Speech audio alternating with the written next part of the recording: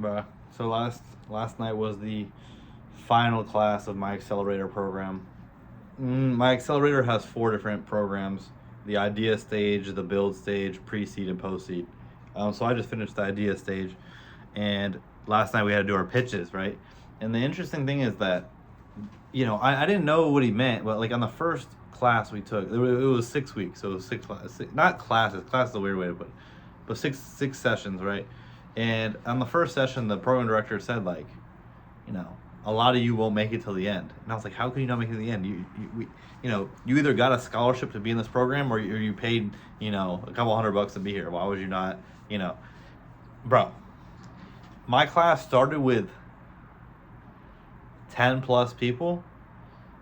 Last night, when we had to do our pitches, it ended with 3 of us. And it was really cool because or we had pitch decks, right? And we had to pitch the CEO of the Accelerator, as well as the program director. And the CEO was like, out of my 30 plus cohorts, these 3 have been like some of the best pitches I've heard. And it's crazy. Like, really cool companies, one of the people in my class, that made it to the end, she's already actually not, she shouldn't even be in the idea stage. She's probably more pre-seed, post-seed, because she's already, her company's already working, and she's already gotten connected with a lot of nonprofits. And so what her company does is help with the homelessness issue. So a lot of times, like when you're homeless and or you're about to be evicted, and you have to apply, and you're applying to these nonprofits or these organizations to get aid, or to apply for housing, or whatever it is, you have to reapply every single time you have to restart your application for each nonprofit, for each organization. And what this company is doing is creating a hierarchy in the infrastructure where all of the nonprofits just almost outsource the application process to this company, where they're using AI, but where the applicant only has to apply one time, and then their application gets applied for all housing nonprofits and all the housing resources in their area, right? So they don't have to keep reapplying, which I thought was a beautiful idea. It was really cool, and it's already working. And this woman's already gotten in contact with a lot of the nonprofits who loved her idea, and she's already got investment, and she already has her first clientele, and it's a really cool thing. And then the other company was more what's the word for it? I forget the word. It's physical tech. Like it's not a SaaS company. It's physical tech. And so it's him and a team of 5 people. But he's the only one that ever comes to the program and talks. And what he has done is, a lot of times in aviation, as well as the automobile industry or wherever else, you don't know if there's kinks in the metals or defects in the metal. And if there is defects in the metal, there's not an easy way to detect that unless there is large scale machines that can do that. And so what he is doing is building a handheld device that uses ultrasound to detect, so any technician, because right now they're using technicians to kind of subjectively, not fully subjectively, like obviously there's some validity in the way they're inspecting, but still, the company's developing a handheld device that ultrasound detects medical defection, defects in the metal. And so they're primarily looking for space companies and aviation. So he was at a space comp, and this is the life of startup, of founding a company and entrepreneurship. Is things don't happen until they do, and then when they do, things get crazy. And this is what our program director kept telling us, is like, it's going to be this kind of slow thing where you're slowly building up, and then all of a sudden it's going to explode, right? And I haven't gotten there yet, because I've been dealing with myself, and I'm still doing my customer discovery, even though I did do a pitch, and I have verified my idea on both sides of this. But I'm not going to explain what my idea is. But this guy, he went to a space conference, and he talked to people from SpaceX, people from NASA, people from Boeing, people from Lockheed Martin, and they loved his idea. and they loved what he was doing enough to maybe, but something like this where you're developing a product like this needs a lot more money. It needs a lot more grants. Like this is going to take a couple $100,000 to a couple million, $1 million, because it's not just the ultrasound. He's also using AI to kind of be able to share. I believe he's using AI to have system-wide sharing, where it's like, if someone's already scanned this before, or they, there's an inventory system and all of this type of stuff, and automating the logistics of it. But it's just crazy because he just went to a space conference and talked to so many people, and the woman that's doing the nonprofit, she's like, yeah, it was very slow building, and then all of a sudden I have my first client now, and now it's blowing up, right? And it will happen for me too. I'm not as along the developmental process as these guys. So the next stage starts in April, the build stage, where you build your MVP, which I've kind of already used Base 44 and Replit to build my MVP, minimum viable product. Which that your MVP, like the issue with using Base 44 in Replit is it's not very scalable. Like at some point you're going to have to hire a well versed software engineer to full stack developer to develop your product. But for now, like for the MVP, you just want to have almost like a staging site, almost just something to show for it, which you can use these kind of more like quick vibe coding website, bro. Oh, sorry, there's a fly. Hold on. There was a freaking mosquito biting the hell out of Willow, stinging her shit. So yeah, I don't know. And then I think things will be okay though. I think things will be good, and I'm pretty hyped. I think things will explode for me as well, because I mean everyone that I've talked to as in the customer discovery. Now, customer discovery is more what they had us do is do 100 interviews. I haven't done my 100 yet, but where you're going out and just trying to see if your problem's even a problem, because the philosophy of this accelerator was like,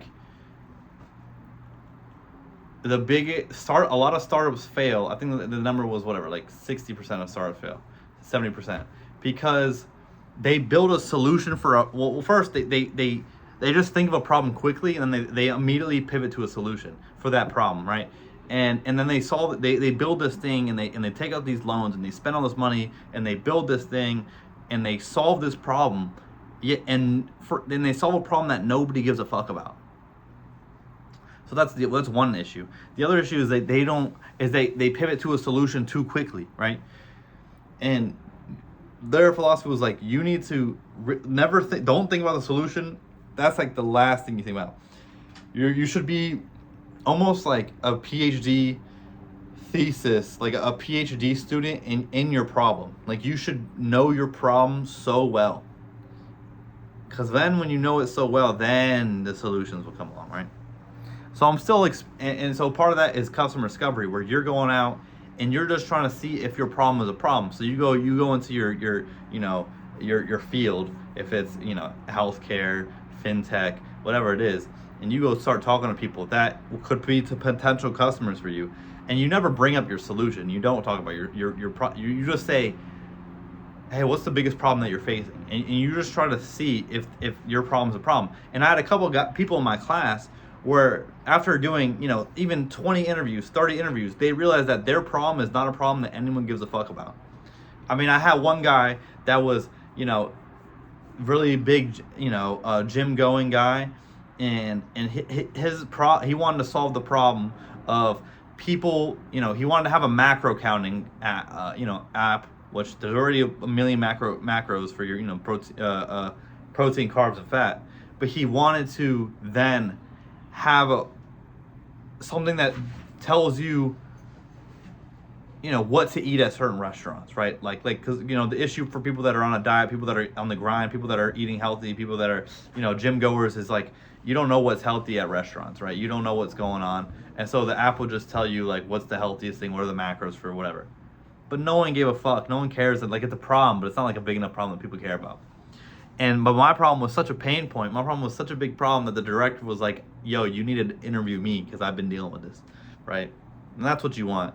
And through the interviews I've done so far, I mean, clearly I was correct in my problem being a problem. Like, it's insane. So I imagine my life will be within this year. My life is getting crazy. I mean, I'll tell you guys my goals. I mean, I have goals for every facet of my life. But like I have, YouTube goals, my startup goals, trading, gym and fitness, Super Smash Bros. Melee, cooking and baking. Like I have different goals.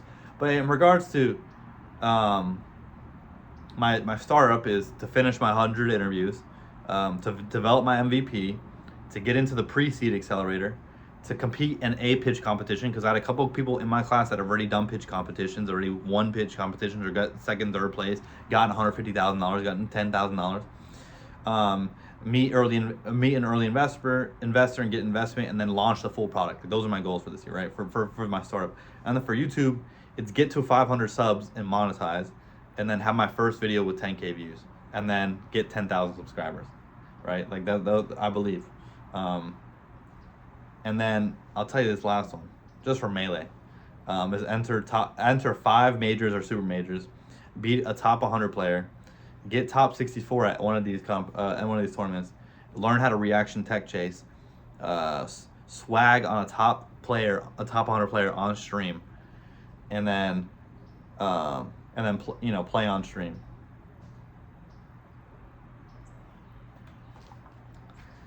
I will swag on somebody, 100%. And I'll post it. That'll be sick. But yeah, things been good. Chest is hurt. So I ended up having, I think I told you guys, I ended up having a hernia. I didn't really understand what that meant. I have a minor hernia in my lower esophageal sphincter. So what that essentially means is that, did I already talk about this? I don't know. I'll just talk about it again, because I understand it better. Is that where my esophagus goes into my stomach, where the esophagus goes into the stomach, or attaches to the stomach, there's a little sphincter, like a little butthole, and it, does that so that, closes up, so it opens up so food can go down, but it, it's tight so that, acid from the stomach can't come back up. But mine is so loose, mine has been loose due to lifestyle and things I eat and things I do and drinking or whatever, that, it's loose. And so I have a hernia, and I didn't know what a hernia was. A hernia is essentially prolapse. So my stomach, here's my esophagus, and here's my stomach. My stomach is in my esophagus now. My stomach has protruded into my esophagus. And that's why I have such bad chest pain. That's why I was feeling terrible chest pain. Is that a part of my stomach has prolapsed into my esophagus. And it's that's fucking insane. And it's how do you, but you just fix it by taking some proton pump inhibitors, like omeprazole. I have to take I have 40 milligram omeprazole prescription that I have to take twice a day, and just lifestyle changes in regards to what I eat. No, I'm not eating. I can't really eat spicy food no more. I shouldn't be eating, 3 hours before bed. I have to elevate my head during bed, and over time, because it's a minor hernia. I have a minor hiatal hernia, so it should over time heal because your proton pump inhibitor will strengthen your esophagus. So my sphincter will get stronger and then essentially push out my stomach back out. If not, they have to do surgery. But in the meantime, it fucking hurts super bad. It's almost right where your heart is, right? It's in my left side, right here. But then I looked at an image of a hiatal hernia, in regards to where it is in the rib cage and where it is in the anatomy, and it's right where I'm feeling it. So I know that, so I feel better. I'm not gonna go to the ER again for having a heart attack, because it's just, it hurts. So I will say it fucking hurts. It's really uncomfortable. So anyways, I think that's all I have for today. I'm taking tomorrow off, bro, because I just want to have a 3-day weekend. Oh, craziest thing is that, so I hit my first, I'm still paper trading, because I think in a couple weeks, or maybe in a week or two, it will be my 1-year anniversary of starting to do futures trading, right? And just the anniversary of when I met this random guy in Walmart that was telling me how much money he was making from futures trading, and then from then on, here we are.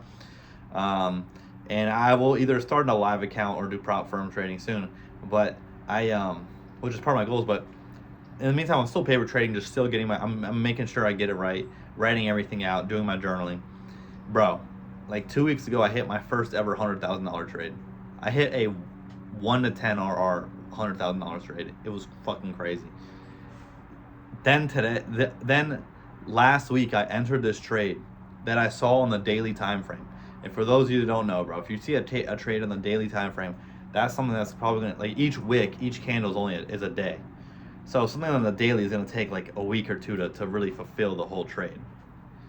So I'm about a week and a half into this trade, and I'm already surpassed. My trade it's a 1 to 11, 1 to 12, and I barely went to drawdown, and the take profit is at $236,000. And we got to like on Monday we got to about 180 something thousand, and I almost just took it, but I'm limit testing, so I want to see if the trade will hit. We got to 100 and I took a short, so we're at $180,000. But then it drew back a little bit. I pulled up a little bit, due to sell off. So right now we're still at 1,000 points on the NASDAQ. Anyways, I'm gonna go because my AC just turned on. Guys, girls, gays, queers, they, them, z's, anyone. Everyone, anyone, have a beautiful rest of your Thursday. I'll catch you guys on a beautiful Friday.